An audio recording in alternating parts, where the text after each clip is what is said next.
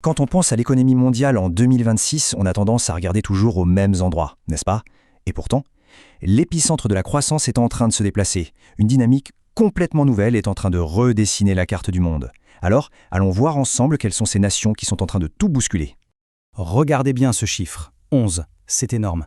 C'est le nombre de pays africains qui se trouvent dans le top 15 des économies qui connaissent la plus forte croissance au monde. Et attention, ce n'est pas juste un coup de chance, un truc passager. Non, on parle d'un vrai changement de fond, structurel. Et c'est exactement ça qu'on va décortiquer aujourd'hui. Et ce graphique, il parle de lui-même. On voit bien le décalage. Le FMI nous dit 4,4% de croissance pour l'Afrique subsaharienne en 2026. La moyenne mondiale, 3,1%. C'est un écart considérable. Le message est clair. Le continent n'est plus juste en train de suivre. Il est en train de mener la danse. Alors, évidemment, une telle performance, ça ne sort pas de nulle part. C'est le résultat d'un travail de fond mené par des pays qui transforment leur économie à une vitesse folle. Allez, on va se pencher sur les 5 pays qui sont vraiment à la pointe de cette révolution. Pour commencer, on va s'intéresser à deux poids lourds, deux titans industriels. Leur stratégie, miser à fond sur l'industrie pour non seulement transformer leur propre pays, mais aussi pour carrément redessiner les chaînes logistiques mondiales. Et là, on a deux approches bien distinctes, mais avec la même ambition de dingue. D'un côté, le Nigeria, qui mise tout sur son autosuffisance énergétique. Le but, alimenter son immense marché intérieur. De l'autre, le Maroc, qui joue une carte complètement différente, s'intégrer à fond dans les chaînes de production de haute technologie en Europe. Et pour comprendre l'ampleur du truc, il faut parler de la raffinerie Dangote. C'est simple, elle change absolument tout pour le Nigeria. C'est une révolution. Fini, terminé, la dépendance aux importations de carburant.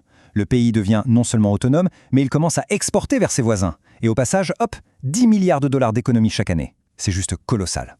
Et l'impact, il n'est pas que local. Loin de là. Regardez bien ce chiffre. 1,5%. Ça peut paraître peu, mais c'est la part du Nigeria dans la croissance du PIB mondial. C'est le seul pays africain dans le top 10 mondial des contributeurs à la croissance, et il passe même devant un géant comme l'Afrique du Sud. Incroyable. Allez, on change de décor, direction le Maroc. Le pays est devenu en quelques années un hub absolument incontournable pour l'industrie automobile. Le graphique est sans appel, 95% de ces voitures exportées partent en Europe. On parle de près d'1 million de véhicules produits en 2025. Le Maroc est tout simplement devenu l'un des fournisseurs clés du marché européen. Et cette puissance industrielle, elle s'affiche aussi dans des projets d'infrastructures pharaoniques. Le Maroc se prépare pour la Coupe du Monde 2030. Et pour ça, il met 15 milliards de dollars sur la table. Le clou du spectacle, le grand stade Hassan II.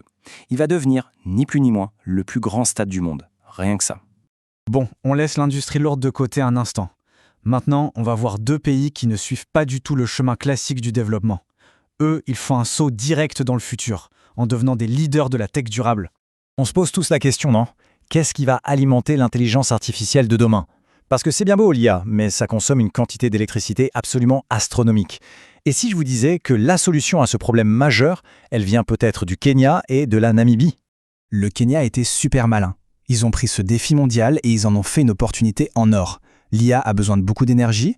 Pas de problème, le Kenya a une énergie géothermique verte et abondante. Résultat, Microsoft et G42 débarquent avec 1 milliard de dollars pour construire un data center vert à Olkaria. Le Kenya se place comme ça au centre du jeu de l'IA durable. Bien joué. Et pendant ce temps-là, la Namibie, elle, voit encore plus grand. On parle du projet iPhone, 10 milliards de dollars investis dans l'hydrogène vert. Pour bien se rendre compte, 10 milliards de dollars, c'est l'équivalent de tout le PIB du pays sur une année. C'est dingue. L'ambition, elle est claire, devenir un des principaux fournisseurs d'énergie propre pour l'Europe et l'Asie.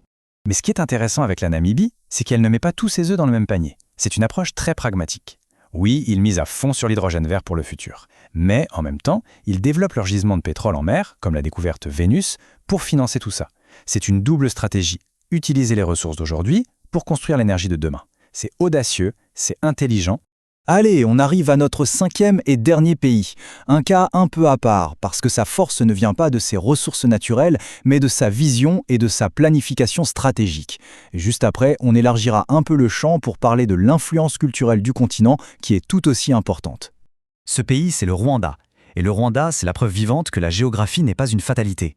C'est un pays enclavé, sans accès à la mer, et pourtant, grâce à une vision stratégique sur le long terme et des investissements très ciblés, il est en train de devenir un véritable carrefour pour la logistique, les services et l'innovation en Afrique. Et s'il y a un projet qui symbolise cette stratégie, c'est bien celui-là, le nouvel aéroport international de Bouguera. C'est un projet à 2 milliards de dollars en partenariat avec Qatar Airways qui en détient 60%, Il ouvre en 2026 avec une capacité de 8 millions de passagers. L'objectif est limpide, faire de la capitale, Kigali, un hub aérien incontournable en Afrique. Mais attention, cette transformation, elle n'est pas seulement économique ou technologique. Non, l'influence du continent explose aussi sur la scène culturelle mondiale. Et de façon assez spectaculaire. Par exemple, en 2026, un événement majeur a eu lieu aux Grammys. La légende nigérienne, l'immense Fela Kuti, a reçu un prix pour l'ensemble de sa carrière. C'est le tout premier artiste africain à recevoir cet honneur. C'est plus qu'un symbole, c'est une reconnaissance historique de son génie et de l'impact de la musique africaine sur le monde entier. Et la même année, Tila, la star sud-africaine, a fait un doublé. Elle a remporté le prix de la meilleure performance de musique africaine pour la 2e année de suite. Et ce qui est vraiment intéressant, c'est que ça fait 3 ans d'affilée que ce prix est remporté par une femme. Ça en dit long sur la puissance des artistes féminines africaines sur la scène mondiale aujourd'hui. Donc quand on met tout ça bout à bout, des raffineries géantes aux data centers verts, en passant par les hubs aériens et les triomphes culturels, le tableau est clair. La montée en puissance de ces nations est en train de tout changer. Au final, la question n'est vraiment plus de savoir si l'Afrique va façonner le 21e siècle. Ça, c'est déjà une certitude. La vraie question maintenant, c'est de savoir comment.